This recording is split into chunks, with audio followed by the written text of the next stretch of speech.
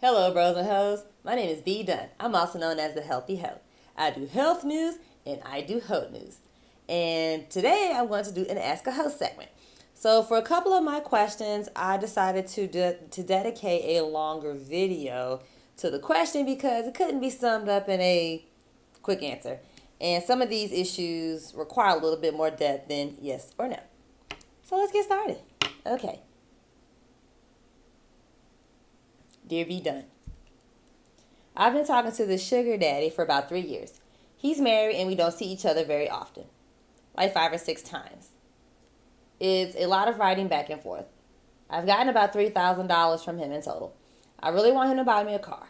He actually accused me of only wanting to talk to him for his money and that he's not a sugar daddy. I was thinking about sealing the deal in a couple weeks in Austin at Austin City Lights. What should I do? Okay, first and foremost, he's not going to buy you a car. That's step one.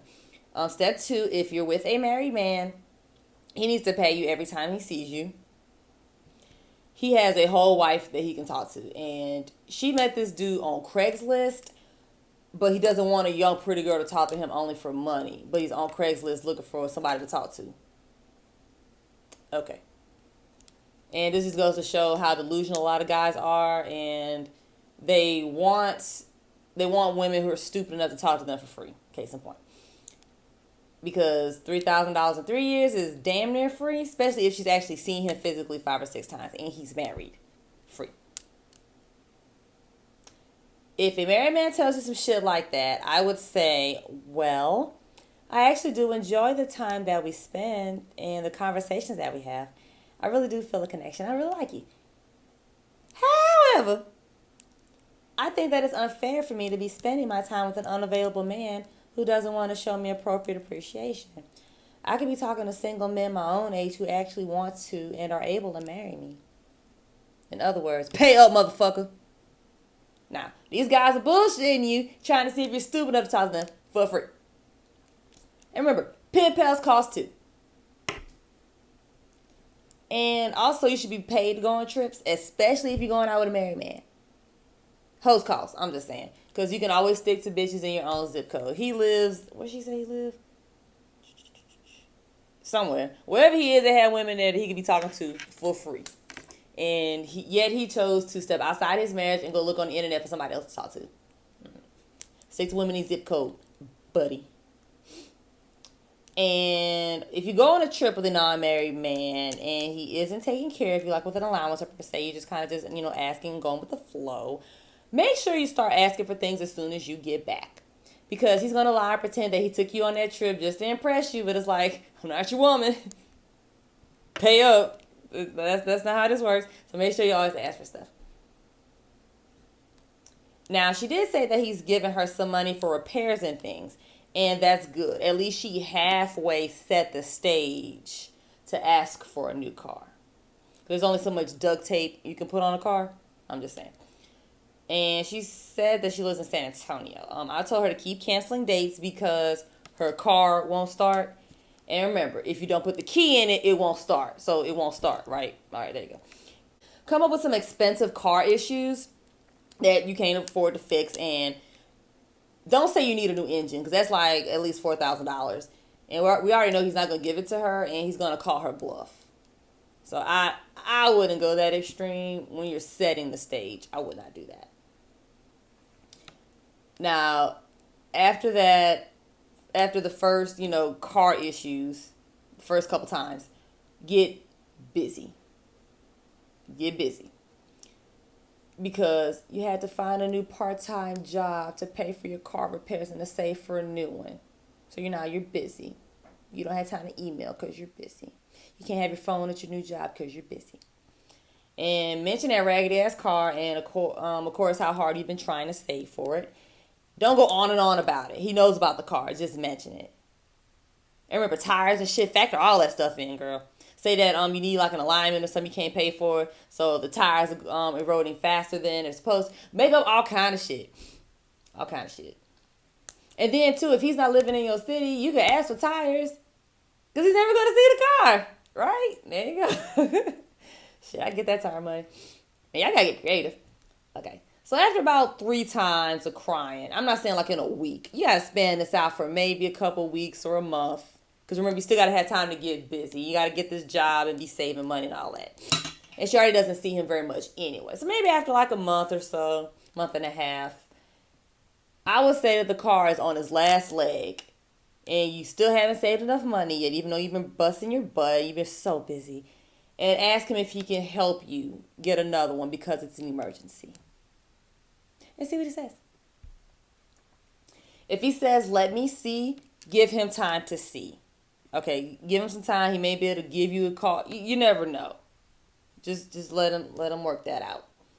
Now, don't contact him after that. After he says, let me see, you wait for him to contact you.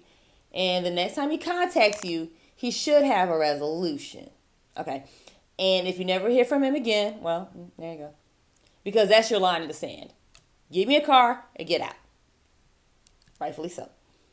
And if he contacts you and refuses to help, get rid of him immediately. Because he might try to call you and act like he just totally forgot that you asked. Bring it back up. Tell him, still need a car. And, don't be mean about it. Just be like, well, hey, I hadn't heard from you, and I hope you got some good news for me. I really need your help so bad. Oh, my gosh. See what happens. If you still don't want to get that car, drop his ass. Remember, finesse. No one owes us anything, so we have to be really nice and polite and sweet and really, really, really in need and be the damsel in distress because you need a car so bad. And he's the only man in the world that can help you out. Remember that. Play that role. And remember, no one owes us anything, so we choose to spend our time with men who wants to take care of us. And if they don't want to take care of you, disappear. Real simple.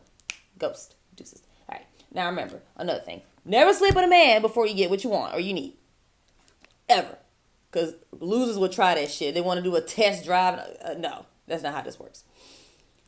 A guy like this will hit you and never give you more than what he's giving you, which was not very much. And something else she mentioned that I think makes absolutely no sense. She said that she didn't meet him in a traditional sugar baby sense. And a lot of dumb people think that unless it's a website like Seeking Arrangement, that's like a traditional sugar baby sense, or maybe like an escort or something. I don't know. I think that's really retarded. And a lot of girls say stupid shit like, I want a guy with experience being a daddy. That is so stupid. Men have been knowing how to give women money since the beginning of time. Either he wants to give you money or he does not. Okay? The end. Real simple. And men know that women cost. And it's your job to get the money out of him. And stupid girls like that will fuck with a broke vanilla and then not let the daddy touch her. Either you have standards or you don't.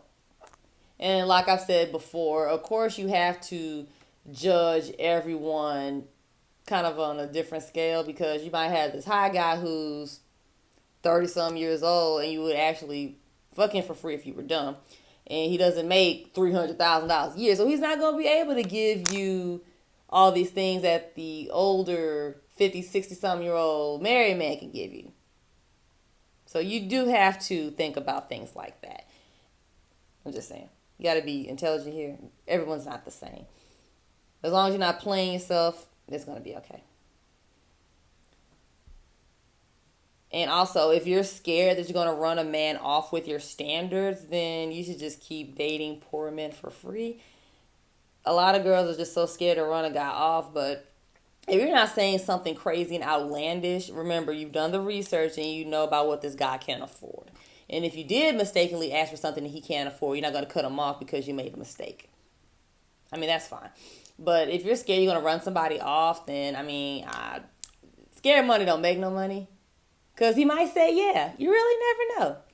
Except for this guy. He's not going to say yeah. I actually wrote her and asked her if she asked about the car and she never answered.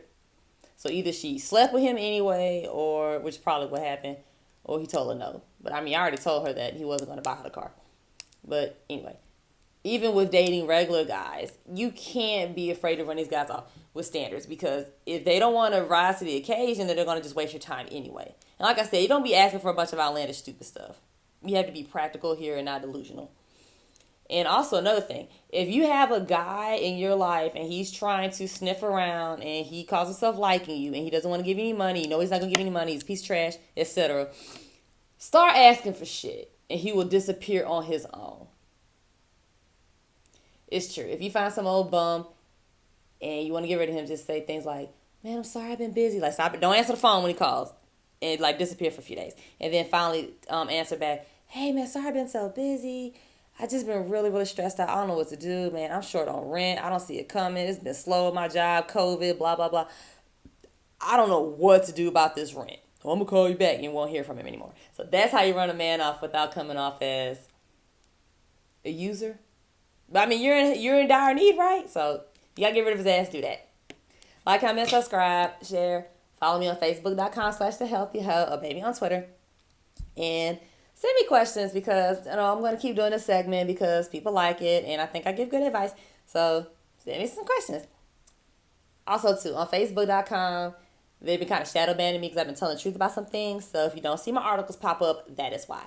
And also, tune in on Thursdays at 9 for my live Instagram shows. And I post a topic like the day before. Talk to you later.